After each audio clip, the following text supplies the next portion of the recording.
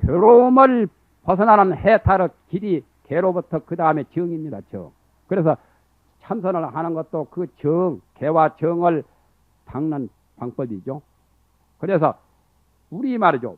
물이 원래가 맑죠. 물이 맑아도 물이 흔들리고 막 요동을 한다면은 사람 얼굴이 물에 보이지 않습니다. 그렇죠. 물이 고요하니 잔잔한 물이 되면은 사람 얼굴도 물 속에 거울같이 잘 보입니다. 그리고 천지 만물이 하늘의 별과 달과 태양과 모든 것들이 다 물에 다 보입니다. 소소영영하게. 그것이 바로 해인산매죠. 마음이 잔잔해가지고 삼라만상이 마음의 바다에 나타나서 하나도 흐리지 않고 분명하게 밖에 나타날 때 부처님이 깨달으신 그 화엄경을 말씀하실 때 해인산매라는 것이 바로 그겁니다. 그래서 마음이 고요해진 상태, 마음이 안정되는 그러한 것을 정이라고 하죠. 그래서 계를 잘 지킨 반면에 마음에 공부를 해서 마음을 쉬는 공부를 하죠. 그게 이제 정입니다. 나는 면도하다가 거울을 이렇게 움직이고 보니까 면도를 할 수가 없어요. 그래서 거울도 본래 박지만은 가만히 이렇게 놓아두고 정착돼가지고 고요히 그대로 놓아두고 얼굴을 봐야 면도도 할 수 있고 화장도 할 수 있지. 나야 뭐 화장도 안 하시지만은 여러분들 한번 화장할 때 한번 보세요. 거울 막 흔들어 보세요. 화장을 제대로 눈썹을 그릴 수가 있는가? 제대로 요 연지 같은 거, 분 같은 거 바를 수 있는가? 그러니까 거울이 비록 밝지만은 흔들리면은 잘 보이지를 않습니다. 나타나지를 않아요. 도깨비 같이 뭐가 왔다 갔다 해가지고. 그러니까 마음도 본래 밝은 마음이지만은 마음을 고요히 안정을 시켜야 돼요. 그래서 속담에 호랑이가 12번 물어가도 정신만 차리면 산다는 말이 있죠. 그게 실담입니다. 옛날은 호랑이가 물어갔지 않아요. 그것이 됐죠. 지금은 호랑이가 잘 안 보이잖아요. 총으로 다 잡아버리고 호랑이에 죽는 사람은 지금은 잘 없습니다. 옛날 말이지. 그 대신 교통사고로 이제 많이 죽죠. 연탄가스로 많이 죽고. 그것도 내나 호랑이가 잡아먹는 운명 팔자나 똑같아요. 내나 호랑이한테 물려가서 죽지 않은 대신에 교통사고로 죽든지 연탄가스로 죽든지 약 먹고 죽든지 뭐 하는 것도 전부 다 그것이기나 마찬가지인데, 호랑이가 12번 물어간다 손 치더라도 정신을 바짝 차리면 호랑이가 잡아먹지를 못해요. 호랑이도 사실은 사람을 겁내는 겁니다. 사람이 못 나가지고 혼백을 잃어버리니까 얼빠진 사람이 되니까 호랑이가 잡아먹지, 얼이 안 빠지고 두 눈을 뻗뜩 뜨고 다니면은 뭐 겁낼 게 없거든요. 사람이 겁이 안 나면 호랑이가 겁을 내는 겁니다. 그러니까 기가 죽으면 벌써 죽는 거고 기가 살면은 사는 거예요. 사람은 운명도 역시 마찬가지요. 그런데 기가 빠지면 안 돼요. 기가 살아야 돼요. 그러니까 요즘에 뭐 단전 호흡을 하느니 뭐 하느니 그게 다 기를 왕성하게 해서 본래의 마음에 그 정력을 길리면은 기가 사는 거죠. 그래서 예행자 같은 성인은 호연지 기를 길른다고 했죠. 호연지 기라고. 호연지 기라고 해서는 도와 의, 도덕, 의리로서 천지에 꽉 차는 그런 기운입니다. 우선 단전호흡 해가지고 기운이 센 자력의 기가 아니라 천지를 지배할 수 있는 그러한 엄청난 힘이라요. 그게 호연의 기거든요. 그와 같이 그 마음에 정을 닦는 그 정력이 그러한 큰 힘을 발휘하는 겁니다. 그래서 호랑이가 12번 돌아도 정신만 차리면 살아요. 당황하지 말아야 하거든. 당황하면은 안 돼요. 당황한 것은 정이 없어서 그렇거든. 마음에 정이 있다면은 당황할 게 없거든요. 그래서 옛날 도승들은 여기 머리에다가 막, 이 쇠바퀴를 수십 개를 가지고 머리를 막 돌려도 말이죠. 그 정력을 잃어버리지 않는답니다. 사람이 고통스럽거나 아프거나 하면은 공방 또 다 어디로 가부르고 아픈데 막 들려서 나 죽겠네 아이고야 아이고야 하기가 바쁘잖아요. 그러나 정을 제대로 성취한 도승들은 이 쇠바퀴가 머리 위에서 몇 수백 번, 천 번, 억만 번 막 이 머리를 쪼개지게 막 이렇게 조이고 것이 한다 해도 그 정해가 둥글고 밝은 것은 끝내 잃어버리지 않는다는 그러한 그 징두가에 그런 말이 나와 있습니다. 그렇게 정의 힘이 일단 거죠. 그렇게 정을 닦는 거예요. 마음을 피우고 마음을 고요하게 하는 참선이나 염불이나 경공부나 또는 주력이나 기도나 뭐든지 지극정성으로 하면 결국에 그러한 힘을 얻게 되는 겁니다. 그러니까 여러분들의 이 큰 불사를 해서 불사를 대구에서 가장 유일무이한 이 도량을 만들어 보시겠다는 그 원력과 그 신심을 시종 일관으로 끝내 밀고 나가면 그것도 큰 정력이 되어야 해요. 그렇지 않아요? 사람이 계획한 대로 이루어지기 마련입니다. 설계가 없이는 그 건축을 할 수가 없죠. 설계가 중요하잖아요. 건축하는데 그와 같이 그게 전부 다 어떤 큰 불사를 이루고 중생을 제도하고 성불하고 하는 것도 개와 정이 하나의 설계입니다. 설계. 그 설계도와 마찬가지로 그런 개작불사를 추진하는 큰 힘이 되죠. 그래서 마음이 안정을 해야 돼. 맹경 치수와 같이 밝은 거울과 같고 그쳐 있는 불과 같이 마음이 항상 안정되어서 마음의 갈등과 불안과 공포와 번민과 고민을 완전히 놓아버려요. 놓아버려야 합니다. 놓아버려야 제대로 돼야 해요. 불교에서 이제 정 공부를 할 때는 놓는 공부입니다. 모두를 다 놓아버려요. 내 몸도 본래 없는 것으로 알아야 돼. 세계도 본래 없는 것으로 알고. 더 나아가서는 중생과 부처까지도 없는 경지에, 무아의 경지에서 온갖 아와 법이 다 공한 아공, 법공의 세계까지 이렇게 깨닫게 되면은 그건 부처가 되는 거죠. 그렇게 한다는 것은 그렇게 쉬운 것만은 아니겠지만은 그렇게 하려고 수행을 쌓으면 가능한 거라요. 그러니까 놓아버리라는 그 말이 불교에서는 초사선문에 많이 쓰죠. 그 말을 한자로 방아착하라, 놓아버리라 그러죠. 그래서 옛날에 부처님 당시 때 흑지범지라는 사람이 있었어요. 흑지범지는 불교를 믿는 사람이 아니고 저런 바라문교, 다른 종교를 믿는 사람인데 그분이 자기 딴에는 상당히 똑똑하고 잘났고 유식하고 또는 현재가 무궁무진하고 남들은 그분을 상당한 그 도인으로 이렇게 숭배를 하지만은 자기 마음은 자기가 실제 자기 마음속에 공부는 그렇지를 못해요. 그래가지고 자기 마음속으로는 불만이 있죠. 그러니까 겉보기하고 속하고는 다르잖아요. 겉으로는 다른 사람에게 숭배를 받아도 자기 실지는 그만한 힘이 부족한 것을 자기 자신이 알아요. 그래가지고 이 세상에 마음속에 괴로움을 풀어줄 분이 이 세상에 누가 있겠느냐 하고 그런 사람을 찾고 다녀요. 그럴 때 어떤 친구가 말하기를 너 참 어리석다고 말이야. 친구니까 흉금을 털어놓고 다 이야기를 했겠죠. 그 도반에게. 그러니까 도반이 말하기를 지금 7달 다가 성불을 해가지고 만중생을 교화하고 모든 중생들의 고뇌와 번뇌와 여러 가지 그 괴로움을 다 해탈해주는 그런 위대한 성자 부처님이 지금 나와서 설법을 하고 계시는데 왜 그건 모르고 말이죠. 이 세상에 마음의 괴로움을 풀어줄 사람이 어디에 있겠느냐고 그렇게 방황하고 있느냐.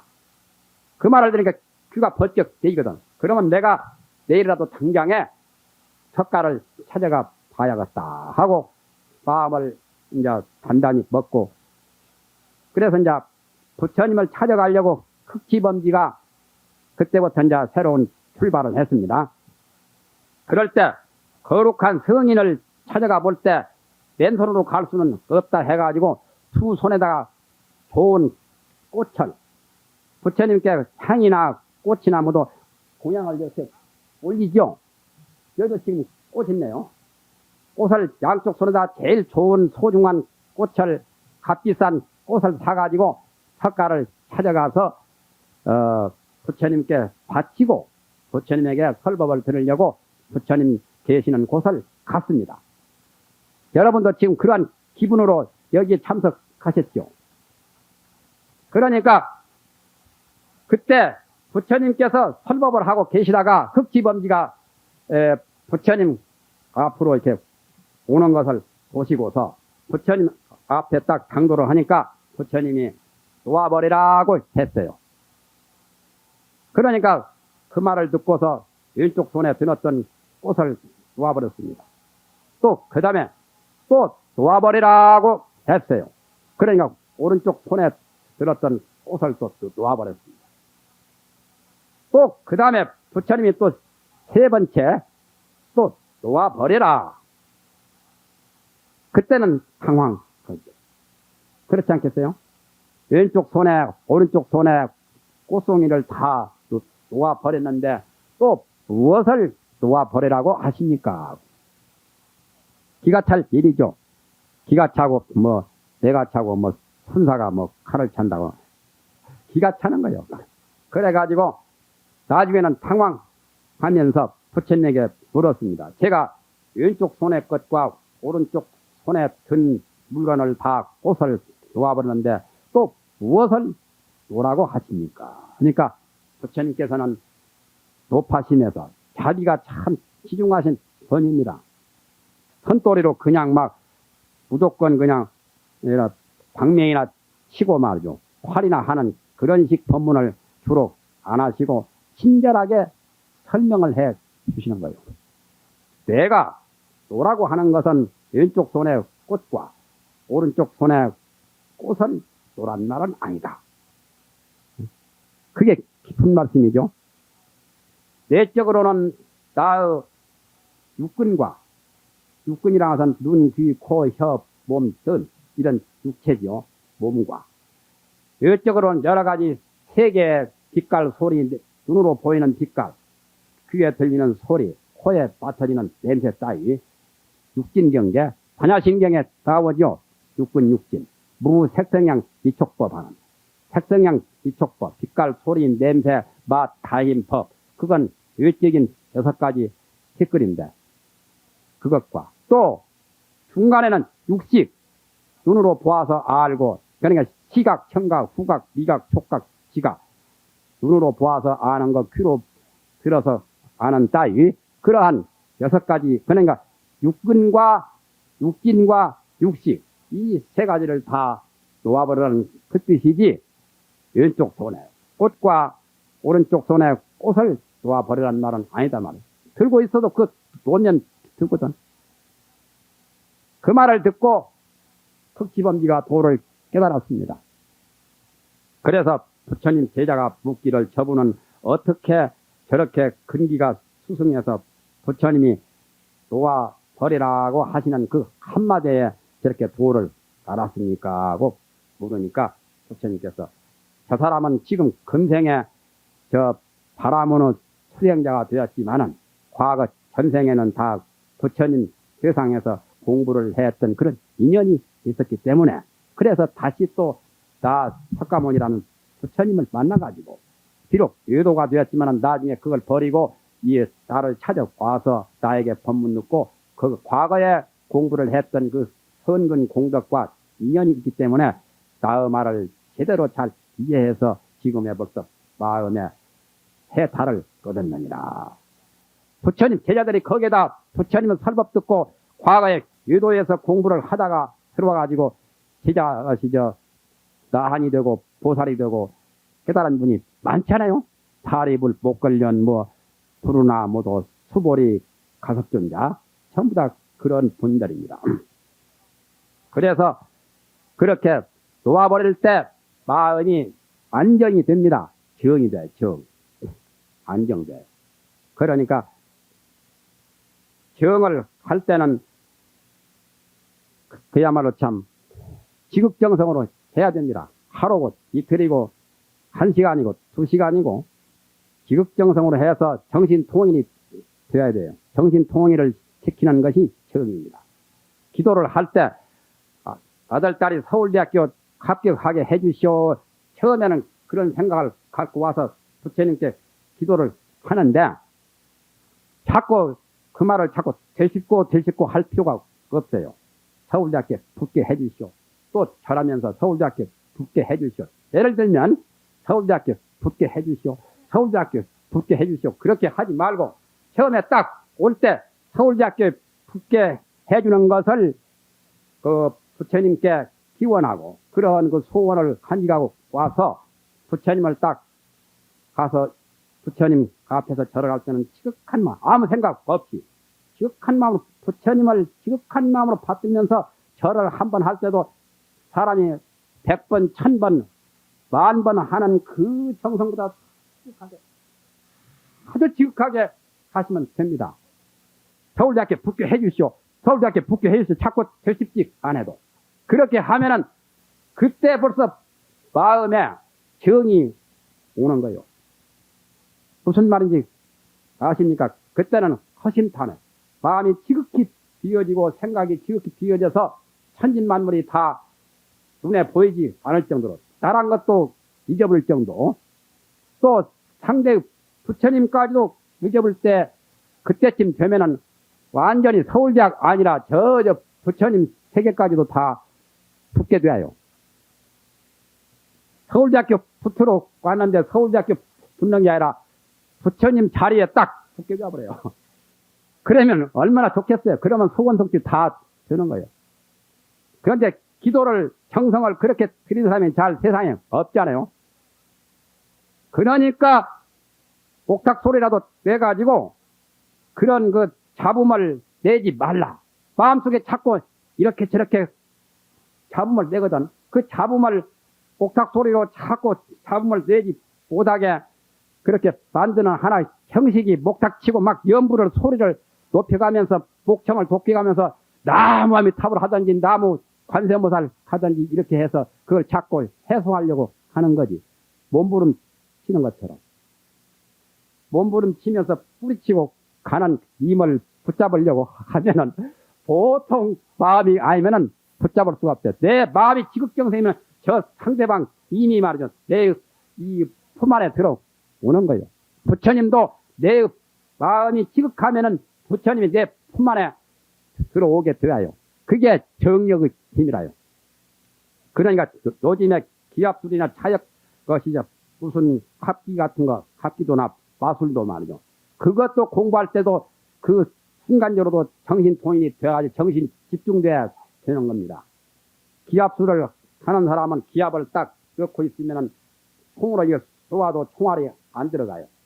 그 땅 위에 딱 길바닥 위에 딱 배를 이렇게 내밀고 누워서 추력이 그 위에 배 위로 가라 하는데 배 위에 가도 배가 터지지를 않아요. 기압술을 넣었을 때는.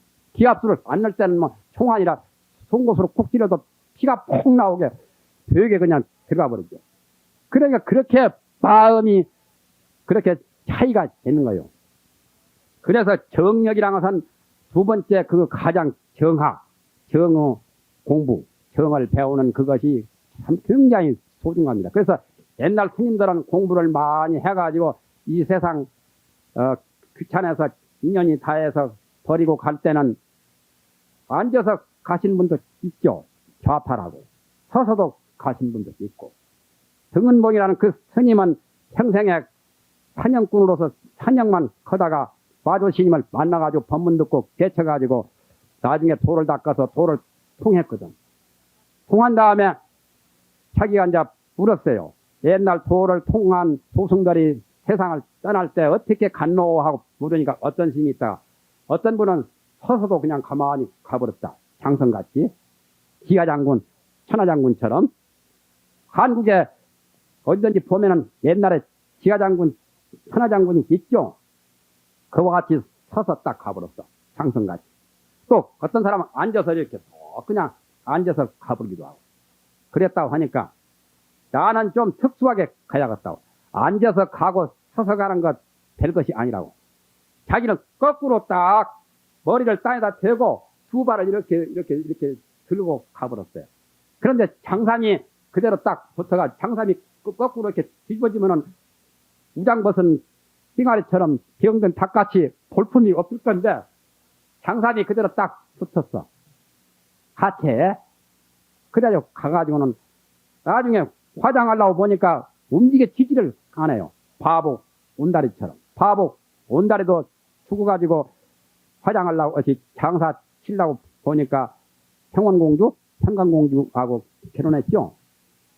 움직이지 않아가지고 자기 부인이 와가지고 죽고 사는 것이 명이 있는데 죽을 수 있는 고의 갈래기지 왜 너구리 움직이지를 않습니까? 하니까 움직여졌죠. 그것이 그런 일이 허다하게 있잖아요. 누구여죠? 유명한 기생 황진이. 예? 황진이도 그랬죠.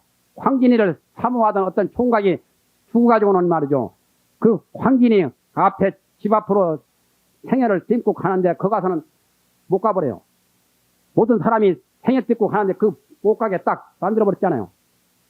그래 도저히 한 발을 뛸 수가 없으니까 황진이 보고 싶어서 황진이가 속 적삼을 벗어주니까 그 사실을 보고 이제 벗어주니까 이 벌써 세상 인연은 다 하고 운명이 다 했으니까 나를 그리워했으면 이것으로 소원을 풀고 갈 곳으로 가라 해서 황진이가 속 적삼을 벗어서 주었잖아요. 그 너루 위다가 덮어주니까 그때는 갔잖아요. 그것도 그 마음을 되게 먹으면 그렇게도 되는 도리가 있어요. 그래서 황진이 팔자는 기생으로 만든 거예요. 그러면 총각 때문에. 그러니까 자기가 사람을 죽이고 황진이가 글도 잘하지 말도 잘하지 그림도 잘 그리지 노래도 잘하지 춤도 잘 추지 얼굴도 차나 일색이지. 그런데 단 어머니만 조금 양반이 한 쪼가리 양반이. 아버지는 양반이지만 자기 어머니가 조금 천민 그런 그것 하나가 좀 부족하지 하나도 부족할 게 없는데 그래가지고 결국에 기생은 길을 그렇게 만들었죠. 그래서 그와 같이 등은봉 스님도 딱 돌아가셔가지고 바보 온다리처럼 꼼짝을 하지를 않아요. 그러니까 화장을 할 수가 없어. 그래서 자기 누나가 절에 들어가서 또 비구니로 공부를 했거든. 그래서 자기 남동생이 죽었다고 해서 와보니까 죽은 것이 아니라 열반에 쓴 거지. 그게 열반입니다. 죽는 것하고 열반하고는 또 다른 거예요. 사람이 죽으면 열반이라고 하지만은 열반은 개와 정과 해를 다 통달해서 도를 이룬 그런 성인들이 부처님이나 나한들이나 성인들이 들어가는 그 몸과 마음이 다 영원히 마음의 번뇌가 제대로 다 차단이 되어서 마음속에 번뇌가 전부 다 없어질 때가 그때 열반입니다. 지극히 고요하고 지극히 밝고 지극히 둥글고 모든 것을 초월한 생사 번뇌를 해탈한 그것을 열반이라 하거든요. 그런데 좋게 말해서 사람 죽으면 열반했다고 하는데 너무나 좀 황송한 말이죠. 그래서 열반에 드셨는데 화장을 할 수가 없어요. 그래서 자기 그 누나가 또 와가지고는 말이에요. 이 동생은 평소에 얄궂은 짓을 많이 하더니 말이에요. 죽어서도 이렇게 얄궂은 짓을 한다고 말이에요. 평소에도 환영질을 하면서 생명을 많이 해치고 또 어찌다가 큰 스님 만나가지고 마조 스님을 만나가지고 돌을 닦아서 공부는 제대로 했으면서 말이에요. 평소에 낸 얄궂은 짓만 한다고 말이에요. 죽어서까지도 이 뭔 짓이냐고 말이에요. 그렇게 야단을 치니까 자기 누나 말에 뭐가 통했던가 말이에요. 전기가 통했던가 그 신호를 받고는 딱 누워버려요. 그래서 화장을 하니까 사리가 막 수도 없이 많이 나왔잖아요. 그렇게 이제 그 사탈 인망 같은 것도 정력이 투철하면은 그렇게도 되는 거죠. 그러니까 정신통이라는 힘은 엄청난 그런 위력을 발휘하죠. 초능력. 그래서 성인들의 그 신통 지혜 같은 건 신통은 거기에다 신통 도력은 전부 다 정에서 정력에서 온답니다. 세상 일을 환히 알고, 세상에 어떤 사람은 어떻게 살고, 어떤 사람은 과거 전생에 뭘 했고, 또 그 사람은 이 세상에 무엇을 할 것이다. 또 자기는 어떻게 되었다. 모든 것을 다 잘 아는 그것이 정의 힘으로 되어요. 그걸 다 구체적으로 설명하려면 시간이 여러 가지 참 많이 소요되는데 벌써 1시간 다 되니까 끝나야 그러는데, 그 다음에 이제 세 번째 가서 해학이 있어요. 해학. 해라고 지혜했자. 정학, 해학. 정학 다음에는 해학이죠. 개학, 정학, 해학. 목포에 가면 사막소주가 있죠. 사막이라는 성이 있어요. 섬. 김대중이 해란 쪽에. 사막소주, 뭐 금복주. 여기는 금복주 진로소주가 여기서 만들어진 소주죠. 전라도는 사막소주 잘 먹습니다. 사막이 개학, 정학, 해학. 이름은 똑같죠. 발음은. 그렇잖아요. 해학이 세 번째라요. 지혜. 그래서 마음이 개와 정을 이루게 되면은 마음이 밝아서 지혜가 이루어지는 것을 해학이라고 합니다. 지혜란 말이죠. 지혜라는 것은 마음이 밝은 힘을 발휘하는 그것이 해의 힘이라요. 슬기롭다. 슬기로운 거. 그래서 육조스님은 마음에 그릇됨이 없는 것을 자성의 개라 하고, 자기 마음에 산란이 어지러움이 없는 것을 자성의 정이라 하고, 마음에 어리석음이 없는 것을 자성의 해라고 했습니다. 마음이라는 건 본래가 밝은 거거든. 태양이 제일 밝죠.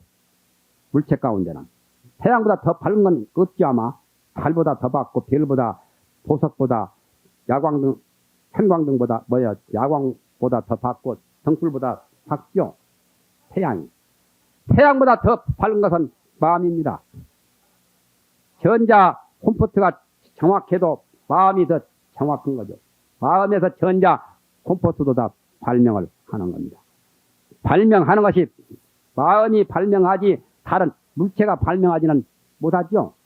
그러니까 지극히 밝은 자리에 지극히 비고 지극히 고요하고 지극히 밝은 우리의 마음자리가 부처의 마음자리가 똑같은 그 힘을 가진 그러한 불가사의한 초능력의 그러한 참 신비로운 그런 존재가 있어요. 그래서 도를 닦아서 마음에 정을 얻게 되면 그 다음에 물이 고요하면은 천지 만물이나 삼라만상이나 모든 것이 물에 잘 비치는 것처럼 마음에 밖에 비치는 그 밝은 성능이 제대로 발휘가 될 때 그걸 해라고 합니다. 해가 있어야 되죠. 그래서 참선할 때도 해가 가장 첫째 아니요. 참선해가지고 해가 어두우면은 별 참선한 효과가 없다고 하죠. 해가 첫째, 밝은 지혜. 해가 있으면 사리 판단을 잘하죠. 우리가 세상에 남보다 낙후되고 튀기게 사는 인간이 되는 것은 후진 국민이 되는 것은 그 국민들이 어리석어서 그렇습니다. 좀 영리하고 밝은 지혜가 다 있다면 선진 국민보다 더 앞설 수가 있는 거죠. 그렇잖아요. 이 세상은 모든 밝은 지혜의 힘으로 모든 것을 지도할 수 있고 모든 것을 제대로 다스려 나갈 수가 있는 겁니다. 그래서 부처님께 4월 초파일 날 등을 기죠. 등을 기는 것은 부처님이 이 세상에 나오신 것을 경축하는 의미도 있지만은 그보다 더 깊은 뜻은 부처님은 이 세상에 가장 지극히 밝은 마음을 깨달으신 부처가 되셨거든요. 그래서 밝은 지혜의 등불을 키겠다는 그런 의미에서 밝은 등불을 키워요. 우리가 태양을 킬 수는 없고 달을 키게는 할 수가 없죠. 우리가 할 수 있는 겨우 등불은 킬 수가 있죠. 그래서 밝은 등불을 키는 의미는 밝은 마음의 지혜 등불, 마음의 밝은 지혜를 밝혀서 킨다는 그런 의미에서 사실은 그 등을 키는 겁니다. 그러한 것이 일면은 부처님을 경축하고 부처님이 이 세상에 탄생하신 것을 축하하는 것도 되고 또한 우주 만중생의 밝은 마음을 개발해서 모두가 다 밝은 지혜를 밝힌다는 그런 의미에서 자비의 광명, 지혜의 광명, 부처님의 깨달음의 광명을 이 우주 세계 만천하에 이렇게 밝힌다는 그런 의미로 밝은 등불을 켜는 겁니다.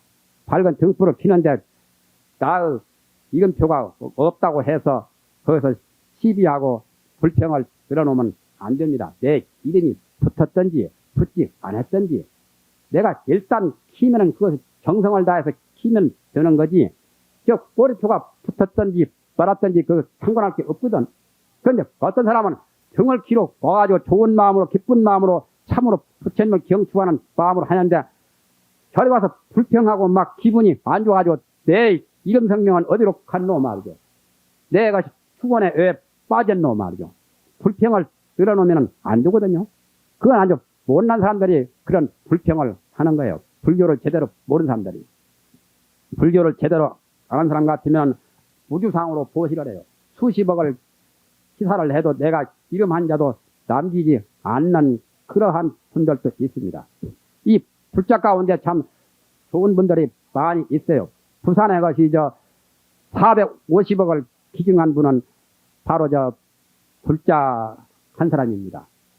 경남 도청에 아파트 다 기초로 했고, 그때 김밥 장사 했죠. 김밥 장사 한 어떤 노파가 그것이 50억인가 얼마인가 기증한 사실이 있죠. 그때 동시대 같은 때 이렇게 한 분이 있습니다. 각 절마다 큰 것이 불사는 다 하고, 그래도 자기 이름을 안 내고 축원해달라 하지 않고도 그렇게 하던 그런 분도 참 있어요. 그런 분은 참 굉장히 놀라운 분이죠. 내가 그래서 그런 분은 참으로 보살이구나 이렇게 참 감탄을 합니다. 그렇게 그런 마음이 없이 불평 불만이 없이 항상 마음이 평화롭고 항상 그 정성을 다하는 그 마음이 순이라고 때가 없고 티가 없는 맑고 깨끗하고 밝은 그 마음을 개발하는 것이 그게 지혜라요. 그러니까 이 세상은 개발해야 됩니다. 개발해야 잘 살 수 있잖아요. 물질적으로 지하자원도 개발하고 기술도 개발하고 인력도 개발하고 뭐든지 정책도 연구를 해서 잘 개발을 하고 그렇죠. 그래 개발하는 것이 바로 부처님의 불교 가운데 아까 제천문에 말했던 깨달음이라요. 내나 깨달음이 바로 개발하는 거죠. 개발해서 터득하면은 그걸 깨달음이라고 하죠. 그러니까 불교를 제대로 잘 믿고 잘 수행을 하는 사람은 여러 가지를 다 개발할 수 있는 그런 밝은 지혜를 첫째 개발해야 되거든요.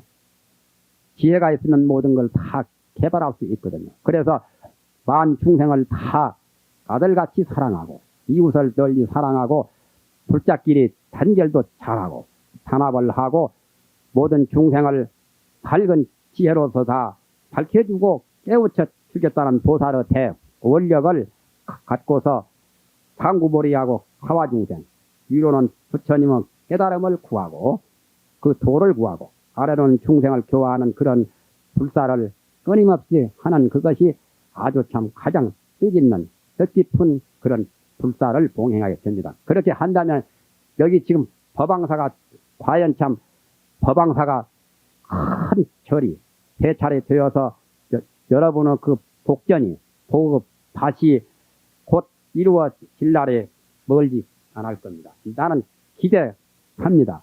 이제 결론적으로 말합니다. 불교는 이 세상에 가장 진선미, 가장 최대의 행복, 최대의 평화가 바로 부처님의 가르침입니다. 그것을 사회에서 진선미, 미스진이니 미스미이니 뭐 그런 진과 선과 미 또는 인류 가장 최대의 행복과 평화를 말하는데 마음의 그 광명, 마음의 지혜를 개발할 때 개정의 사막을 닦아서 부처가 될 때, 도를 깨달을 때 최대의 행복과 최대의 평화와 최대의 진선미가 거기에서 이루어지는 겁니다. 그래서 앞으로 법왕사에 법왕이 출현하기를 기대하겠습니다.